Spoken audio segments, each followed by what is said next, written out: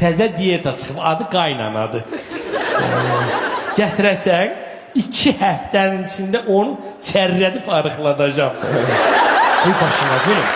Ben niye qabaqki gəlinlər elə kökəlmirdilər? Bilirsən, qaynana ilə yaşamaktan. O qurdu quzuya göstərirsən, ətin tökür. Ha! Bax, elə olur. İndikilər niye? Fil boydadır. Ayrı yaşamaktan. Ne vaxt istəyir yer, ne vaxt istəyir yatır, ne vaxt istəyir durur. Bak ona göre. Başına gülüm. O problemisi onu da həll kurban olum. Ama sen kurban ol. Bak. Gel. Bu kızla nişanlanmışam da. Biz evlenək. Papanı da. Bak seni de öz yanında saklayacağım. Hiç kime sizi davet eləməyəcəm. Ne bilim ay bala. Ha? Valla ben de sizin xoşbəxtliyinizi istəyirəm dana. Bala başa düşey. Bu yad kızıdır. Sal vermeyeyim. Baba. Başına dönüp sabah kocalanda bedenin canın ağrıyanda demeyecek kurban olun başına dönüp. Evimize gelir. Ay geline bak geline. Elini koyup beline. Bey geline çok yaraşır. Gelindeki bizim bey. Besle. Yok bir yok kalmış diye. Gəlini qabağında memin kimi oynadasan beni. Normal uşaq idi, nə günə qoymuşsun? Məsələ əlini çək.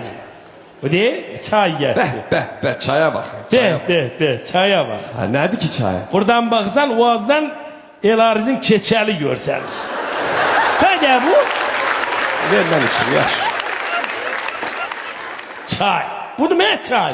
Nədir bəs, kompot deyil. Ağız. Buna. He buna bak. He bunun doğduğu ne olacak? Ne durdun? Koy sana bir tombala şimdi.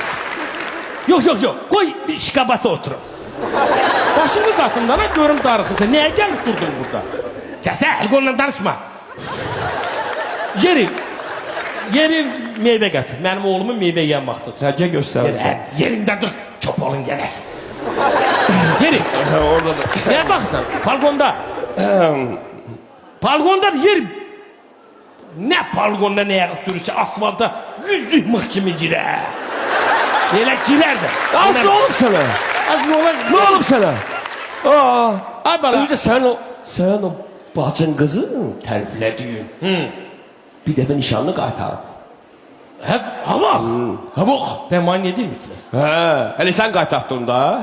Ne garmalıdır? Narkoman cadeyle yaşamalıydı. Allah, bir dəfə eşitmədim ki, qız evlisin.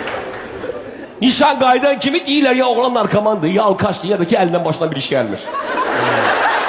Yaxşı, 6 aydır nişanı qaytır. Üzüyü də qaytarmıyor. Bilirsən niye? Qaytarır. Bilirsən niye? Qaytarmıyor, parmağındadır. Niye qaytarmıyor? Supa boydadır. Üzü çıxmır parmağından. Gələn laqonda da kəsib çıxartsınlar. Kızıldı da lan ne olacak? Qızıldı. Bala başına dönüm. Gel böyle bir şey eləyək. Sağ ürəyəm qurban. Gel güya sana zəng gəldi. Çıx. Bir yarım saatlığına harasa git. Sen de sanırsan bu təpiyin altına eşeğin balası gibi çırpasan ha? Eşeğin ya adam balası. Sen ne diyorsun Adam de? balası bunu söhbət edəcəm.